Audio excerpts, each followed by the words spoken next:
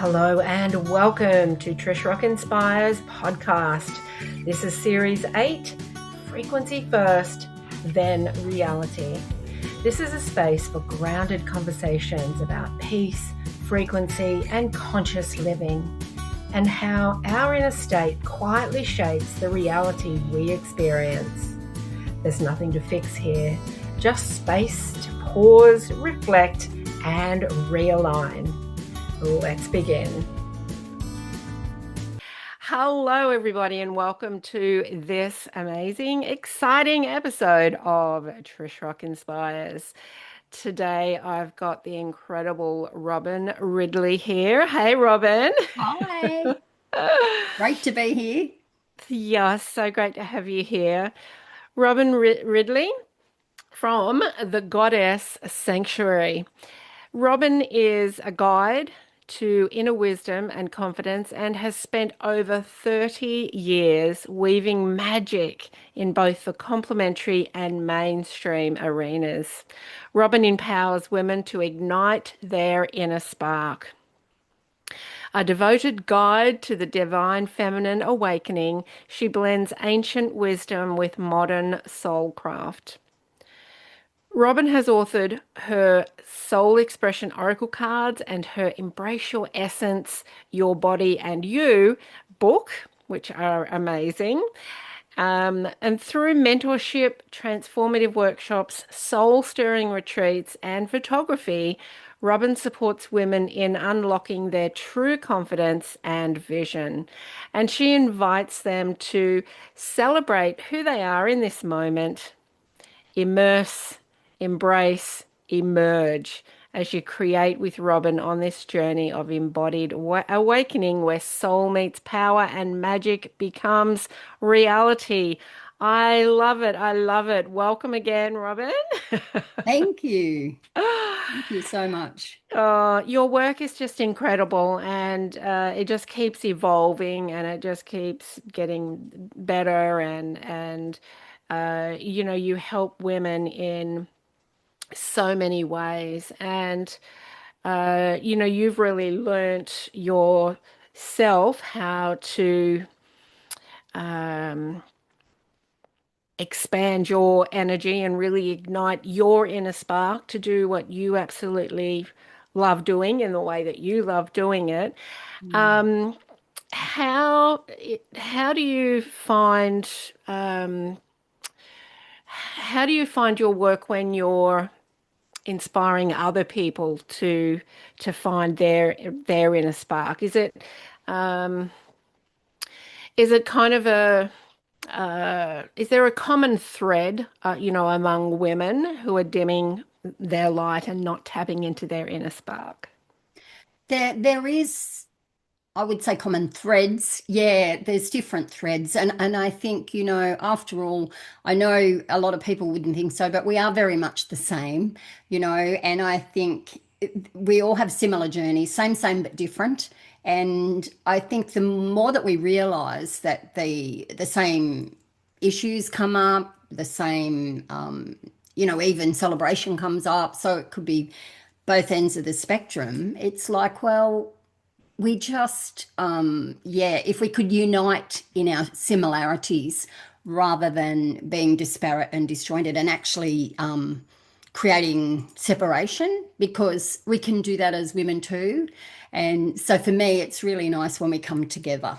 And, so I have done group programs, but I also, at the moment, I'm doing more the one on one, and I'm actually loving that too. And I love the one on one because we get that opportunity to go deeper, and someone's vulnerability is sort of not on the line as much. Yeah. Yeah, yeah. And you Mm, do that in several ways, don't you? Like through the teachings of your book, very powerful teachings, really yeah. teaching self-confidence Mm, and to show up as you are and really embody that. yeah. Yeah. Yeah. I think I wrote the book as a culmination of my journey, I guess. And, it's got practical exercises in there. So it's got things that people can do. It's also got some, what's the word? Um, some of the credence is backed, some of the information is backed, and I think that enables me with confidence to work with women with that as well. And like you said in my bio, working in mainstream and working in complementary has been a bit of a benefit, really, because yeah, you have that understanding of where you're coming from. Um, and it's really not that different if you look at the structure of something and the way that you might approach things. So I just sort of don't separate it anymore. It is how it is.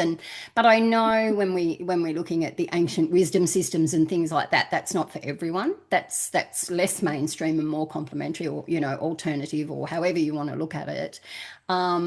And for me, I love that because I've just got this, and you probably understand this, Trish, but this thirst for knowledge, which to me awakens our own inner wisdom, Yes. that inner wisdom of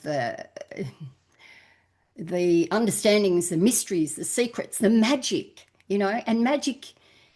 Some people think it's an out there word, but really magic is our own alchemical process of being able to create. And it's not really woo woo. It is actually, the way that you look at the word magic, especially this year with our magician, um, it's like, well, I think if we have that understanding that it can all interlink. Yeah, does that make sense? Oh, absolutely. And it does all interlink, but then, we also need to meet people where they are too. So I think I think your work is so powerful in that way because, Mm, let's take, for example, when you're photographing someone yeah. for, it helps to increase their confidence. But there's Hmm. other elements that, depending on where they are, there's other elements that you can bring in about their Yes. personality or about their life path, and some of that, other information that they might be open to, which really does also help with confidence. I find because Mm, mm. sometimes when we're learning some of these higher information streams, Yeah, yeah. it helps us to really become confident with who we are right now. It gives a different perspective of, well, you know what, I am perfect and divine just as I am right Mm, now. I don't have to compete with anybody. mm. Whereas when we're in full, just in the human mindset, that's sometimes how we feel. Yeah, that's right. And that's when we can dip into that comparison. And always, if we have that way of thinking, we fall short. And that's when, things get tough. And I think I can aspire to shifting that in which I've expressed in my book. It's like, well, I had spent many years feeling as though I wasn't good enough. I was just never good enough. Now, Yeah. these things come from all different places, but the reality was I had to get to this place where I took responsibility and went, well, I damn well am good enough, just as you are good enough and everybody else is good enough. But if we've told ourselves often enough that we're not, it takes some adjusting, I guess. And that's when I talk, like in the book, I talk about our beliefs and the way we look at things. And I've got a little acronym that people can do to look at those belief systems, and then looking at emotions. But Trish, let's take it back, for goodness sake. When we look at being a woman, your upbringing and my upbringing has been very different. And Yeah. the way that you think about something may not be the way that I do. So even let's just think about childbirth or Mm. menopause. Both of those can carry very different frequencies. And I know you understand because that's what you Yes. talk about Yeah. is, if someone might have a negative experience with childbirth and somebody else has, I don't like the words negative and positive, but I'll use those for understanding. As a positive experience, and it depends who you listen to, and they're very real experiences, but they can be very different. Yeah. And it's the same with menopause. Oh my God, this is the worst thing on earth. My mother told me, or well, I've had no problems, and so it's just, I think it starts way, way back. And I think it starts even probably before we were born, as we know. Yeah. But I think just think about as a teenager, and I won't go into that now, but this is we even do this as part of the work. And it is like, well, what are your thoughts around menstruation? Like, and what about sexuality? And what other names do you use for certain body parts? And it's just that we've all come from somewhere different and we've Yeah. all had that influence. So I know that's a bit personal, up close and personal, but that's like, if we can understand that, and some people don't talk about things and some people do Mm. talk about things, and it's understanding where you're coming from and being able to work with that and address that and look at that. And there's nothing wrong with anything because it just is. So I think when we look at our emotions can very well be affected by our beliefs, as we know, and like they go ahead, which is the chicken and which is the egg sort of thing, but also just our upbringing. And I think if women have that understanding and I think we're very lucky with our nature versus nurture. Yeah. I think we're lucky with actually both because we've actually got that innate ability to actually show compassion and be listen to other women, and while ever we're in that space where we feel like we are one, like we can all relate, instead of that place of comparison and competition, we can Yeah. actually hold space and realize that we're not alone. Like one of the Yeah. biggies I've found with women is betrayal, when women have Yeah. been through an experience of betrayal. And, Mm. they don't talk about it. Many women don't talk about betrayal because they feel it has a lot of shame and all sorts of things around it. But if women talk to each other just that little bit more on that level, they would understand that they're not alone. It's just Yeah. that it's not spoken about. So, It's tricky with betrayal though too though, isn't it? Because who do you speak to without getting betrayed again? And that's just yep. it's a very tricky kind of one and shame because you could talk to somebody about, shame that you feel, but they could shame you as well for feeling that. So it is a little bit tricky. It's no wonder we, bring it all in, but then we have no compassion and no love for ourselves because we're holding it all in and we're not showing compassion for ourselves Ourselves, either. yeah, and that's where we have to start. And that's what I like about the unpacking of that. And that was the process that I could look at when I wrote the book. And it was like, okay, well, different chapters, so many chapters, and they're just short and sweet, but they'll have questions at the end and things like Yeah. that. But I think all of those things can bring us back to exploring where we sit with that and where we come from with that. And without judgment, it's not about judgment. So I get, Exactly. yeah, and I guess when we're looking at because the name of the book, has your body and you in it. Obviously, my biggest thing was my body and my the way I felt about my body. I had a very distorted body image, and That's so common for so many women though. yeah, even when You I know. was thin, I thought I was big, and but the reality was I was body shaming myself more than anybody else. Having Yeah. said that, body shaming is very rife in our community, Yeah. and we can be body shamed without even people do it without even realizing they're doing it. And I've had Yeah. experiences, and my jaw just drops. But now I am so an advocate for this sort of thing. No one is getting away with body shaming in front of me without me saying something.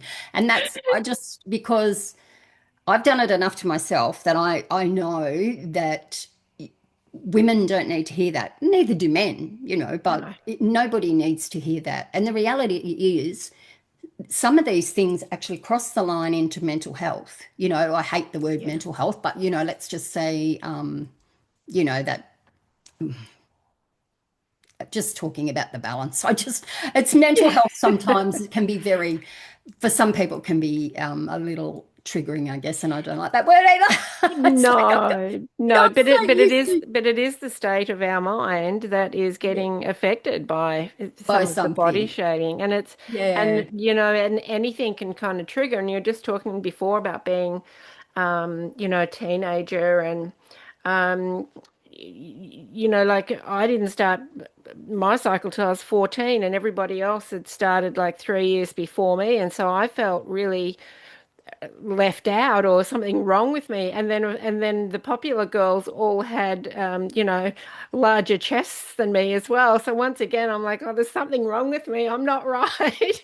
And so you feel like you get over that as the years go by, but then later on, like even in 30s or 40s, if someone says something about your body or if you're doing it to yourself, all of that stuff compounds into Mhm. mentally how you're feeling about yourself. Yeah, And exactly. you kind of go, well, it must be true. It keeps happening. Like Yeah. it's, Yeah. it's just dreadful what we Yeah. do to I ourselves. know, I know. And like as I was alluding to with the state of our the way that we are, our well-being, let's just say someone's doing it really tough and somebody body shames them. How would you feel if somebody, and this is really drastic, if somebody took their own life or something because they just couldn't cope anymore, and you could have been the precipitating factor of somebody being at rock bottom. Like, I don't think people think, and I don't think people even have an understanding of what body shaming is. Yeah, because Um, sometimes it's just that one extra that pushes people over the edge because it's a collection of a whole lot. And yeah, whereas if you go out into the world, in an energy of support and compassion, you could that one drop you add could be the catalyst that turns yes, things around, which is turns what you around. do. Yeah. Which and that's why I love it. I just love Mm. it because it's raw, it's real. And I don't know about you, but for me, I come from a place of truth and Yeah. authenticity. So for me, being honest is a big one. And I know like that's when you're Yeah. putting your vulnerability out there on the table. Yes. But it is the way through. We all know Brene Brown talks about, vulnerability in a big way. And so I think Yes. if we allow ourselves to be vulnerable and we've got the supports that we need, or the Exactly. skills, Yeah. Yeah. Because you have to be honest with yourself first. yes, you do. You do. Yeah. Yeah. Mm, mm. And your work really helps with all of that. And I just think it's, just such powerful work. And, that kind of leads into that divine feminine awakening, right? Mm, Like it's mm. not because when we're in the masculine, which so many of us were taught to do for so long, we Yep, just discard all of our sensitive side because we have to push on and we have to just push through and we have to keep doing and pushing and working. yep. So, you really are a beautiful guide to this divine feminine awakening. So, Mm. can you share a little bit about oh, bashing my desk here. Can you share a little bit about your passion for working with the divine in feminine and what inspired you? And What inspired yeah, where's that me? taken you within your business? Because I know that has Mm. This is a big shifted. question. This is a huge Yeah. question, but um, I guess to start with, to put things into perspective, I was very in my masculine, as in I had a lot of anger, I guess, and Yeah. I didn't even know that I had other things underneath the anger, and I thought the anger was just the cover. But with the anger came this bravado type, masculine approach, I guess, and for want of a better word. And I'll be right. yeah, yeah, all of that. I'll fix everything. I'll do it. I'll do everything. Yeah, Marta and all the rest of it. But um, I guess then, and it was so funny because I even was at that point where I went to this circle one night. I had a red mini skirt on with stilettos, and I felt like a man. And someone said, "You're the most feminine person in the room." But I could never feel that. I never knew that. Yeah. So for me, getting that balance between the masculine and feminine has been a journey. And so when we talk about the divine feminine, of course, then I love the goddess sanctuary is more recently because I've done a lot of my work on myself through archetypes and the feminine Yeah. archetypes so I could embrace each aspect of myself. Yeah. So for me, that's my passion of working with women. And it doesn't mean it's all sweet and girly and like, you look at Athena, she was like a warrior woman. And so it's all those Yeah. of the feminine. And what I think is really interesting now, which I'm really celebrating, is I feel like it's all come together, the masculine and the feminine. So although I have the goddess sanctuary, I know that the god goddess within is very much, I've done a lot of work there. And I think I can utilize the skills that I need to embrace whichever, but working with women and enabling them to feel not less than, but equal to or better within themselves to stand up as a woman. Now, whether that be stand up and be all powerful, or whether that be tapping into her own stillness and silence. So all the aspects of the feminine. So like we were talking about before, the early stages, all that we've learned, it's sort of like shining a torch on everything we've learned, and then having a look at, well, the things that come up is like, well, where's my wisdom? Like the awakened feminine, she taps into her inner wisdom. And Yeah. and, and this is where we all have it. As you know, you have it, I have it, and all my clients have it. But they may not have seen it for a while, or they might be just learning to celebrate it. So Yeah. yeah, so that's why the divine feminine for me, or that awakening of the feminine. I think because sometimes it lays dormant, or it's distorted, or it thinks it's one thing, but it's a myriad of things. Does that make sense? Oh, absolutely, absolutely. And that ties in also with the body image too, and just really embracing all of Mm, ourselves.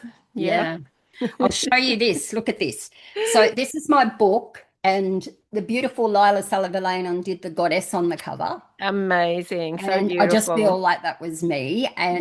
But Yeah. it was like that in the book, I asked for contributions from women to share images of themselves when they felt most confident. Okay. So Yep. I was surprised by what came in. I was surprised. Like it was like, wow, someone could be out digging in a trench and they felt amazing and confident and really good. And others might have had a glamour photo and they felt gorgeous and confident. And I just loved the way it showed up in all different ways. Yeah. Yeah. I Yeah, love and that that didn't too. mean it didn't need to be now, because some women can remember times in their lives when they were confident, but they may not be feeling it now. So Yeah. it's about coming back and looking at how you can bring that forth now. I So love that. Oh, this must be so fascinating for you working with clients, and I have seen that in process before.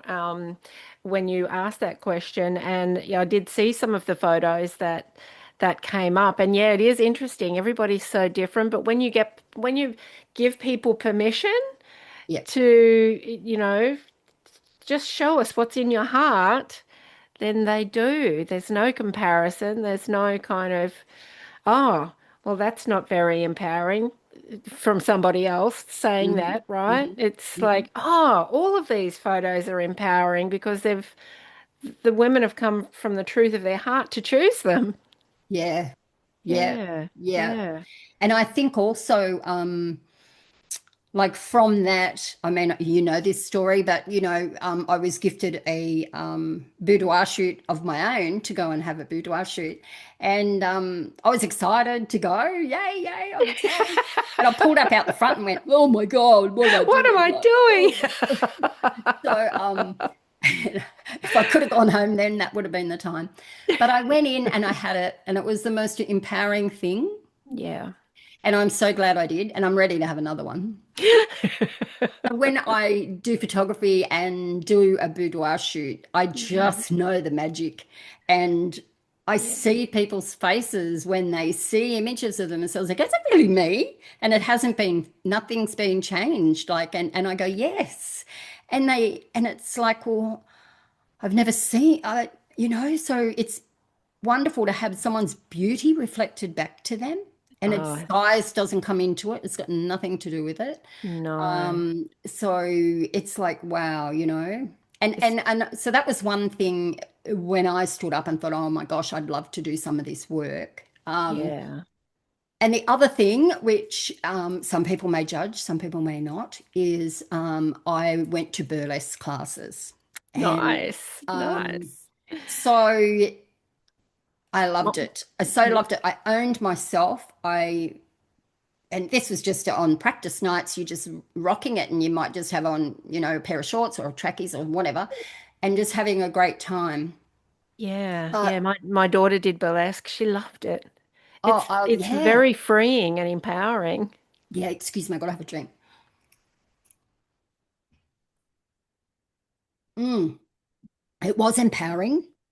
And then I remember the first time I had to perform on stage, I was like, again, that scenario of like, oh my God, oh, I don't want to do this. But anyway, you push beyond that. Who is this version of Robin that's showing up for Yeah, this? I know. I was like, I don't know who she is, but I wish someone would lock her away somewhere. Um, but anyway, it was brilliant. And then we went on a burlesque cruise where there was umpteen Mm. classes, and then we had to perform on the cruise ship. Whoa. So, and look, it was all part of it. But because for me, as the Dita Von Teese says, it's not about, we don't do that for men. We do that for our own empowerment, really. Yeah. Yeah. So for me, it was about, again, owning each and every aspect of myself. Yeah. And with all my body image issues, not that this whole podcast is about me, by the way, but when we Yes, it talk is. about body image issues, it's like I was so disconnected from my body. Yeah. Yeah, I didn't even, and many women are, given various statistics and things we know. So it's like just to come back and feel into my body, own my body, and love my body. Yeah. Big journey, you know. Oh, And it's I so know some brilliant. people would say, look, you just have to love yourself. But if you say that to some people, I'm sure they would feel like slapping you one, because it's not that easy. Let's start with acceptance. I think we Yeah. need to start gentle. I And think so. You can't go from self-hatred to all of a sudden loving what you see in the mirror. no, You just can't. You have to take it step by step. yeah, And, I just think the work you do is so powerful because you cover so many bases. I mean, not everybody's ready for that boudoir shot and for the embracing the self-love of the body. So, but they're ready for stepping out of those old stories that they aren't enough. that's And, right. and That's then right. there's people who are doing that work who Yep. are ready for that next step of, being on stage in Oh, that's burlesque. right. But Um, even Trish, the if you know someone you can trust to take a photo of you to do a mm, beautiful image, I don't mean boudoir. I mean like a portraiture shot, an outdoors, fun free out in a field, anything. You yes, can still have something special reflected back. And to me, yeah, that's a gift. Yeah. absolutely. But we know that there are women who don't and won't look in the mirror. So that is confronting for some people. Yeah, And I know that absolutely. baby steps or big giant steps, it's where meeting, like you say, people where they're at. Meeting the women where they're at. And so Mm. people can work with you in various ways. Tell us about all Mm. the different ways. Firstly, they can buy your book. Oh All yeah, all the links to I all of can. this will be Yep. in the summary. So yeah, so tell us how people can all the different ways people can work with you.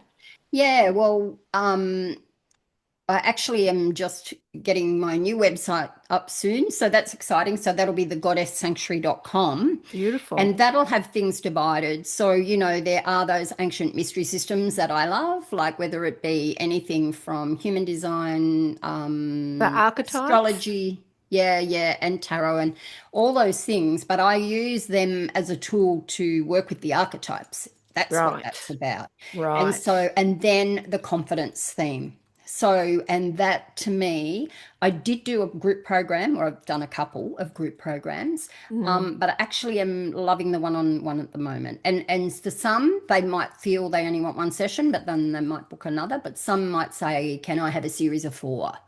And we Yes. choose like with the book where we're going to go with that. So it's Yep. tailor-made, yeah, Yep. which I Yep. love because it's more purposeful and more focused for the individual. Exactly. And I think these days, a lot of the cookie cutter stuff is just not working for people because everybody's at different stages in their development. So I think that's great if you can tailor to where people are at. Yeah. Yeah, I think it's And I fantastic.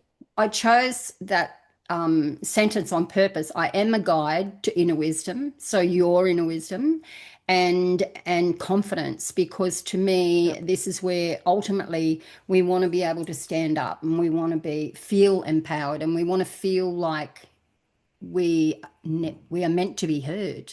You know, Yeah. we deserve to be heard. We deserve to Yeah. show up, and we deserve to actually shine. Yeah. Absolutely. And Mm. to start trusting that inner wisdom is powerful. It's Yeah. powerful when you're not looking to the external Yeah, for yeah, for proof that you're okay. yeah. And I think too, it's not about like, it's just like, I don't know, it's regardless of where someone's at, like, it doesn't have to be loud. Like I gave examples of right out there, like, boudoir shoots and burlesque, and it could be sitting down with singing bowls, like it doesn't have to be overt. It can be very inner. Yeah. And so, yeah, not everybody needs to be loud. You can, Loud or out there. It could be the woman who's always wanted to, start sewing or painting, but has been told that, she's no good, or what's the point Mhm. of that? I mean, just starting something like that is empowering. Yep, yep, connection. Women, and that's in the book too. Women Mm, supporting women, and that was like one of my passions was doing retreats. Like one of my yeah. favorite retreats was one we did to Greece, and it was like amazing. Yeah. But That it's would have when you been. do those things that women actually get to realize that sacred space for women is really special, and we Yeah. can create an environment where everybody's celebrated. And Yeah. I can't say any more around that because that's just that touches my heart. Yeah. Yeah. But it Mm. all just does start with self, hey? Yeah. So I've got all of your links in the description, Hmm. and for anyone listening who wants to connect with Robyn and see how she can help you, all of the links are there, and I would highly recommend it. Robyn's got the biggest heart and so genuine, and here's the thing, like you have your business and you have all the things that you offer, but ultimately deep down you just want people to feel good. You want Yeah. women to feel good about themselves. And I feel like it's that authenticity Yeah. around you that is it's just so beautiful. Thank you. Thank you. And I think, yeah, celebrating themselves, like, once that confidence starts to develop, then we know that we were celebrating. And Yeah, yeah. yeah, And absolutely. it can be a long journey for some women. I would never take Yeah. that away. And but it's a powerful one and it's a worthwhile one. Absolutely, Mm. absolutely. Yeah. Oh, thank you. It's just been so amazing having you on Thank the you. podcast as a guest this year. Incredible energy. And yeah, I know you're going to help a lot of people. So Please reach out to Robyn, everybody, and thank you, thank Thank you. you. Thank you, Trish, and for all your kind words. Mirror, mirror. Yeah. Oh, and thanks everyone for tuning in, and we'll see you next time on Thank the you. podcast. Bye. Bye. Thank you for tuning in to this episode of Trish Rock Inspires podcast. If you loved this episode, please share, subscribe, or leave a review. It helps reach more people to help them step into their most empowered selves. If you'd like to learn more about the work that I do and how perhaps we could play together, please visit my website at trishrock.com.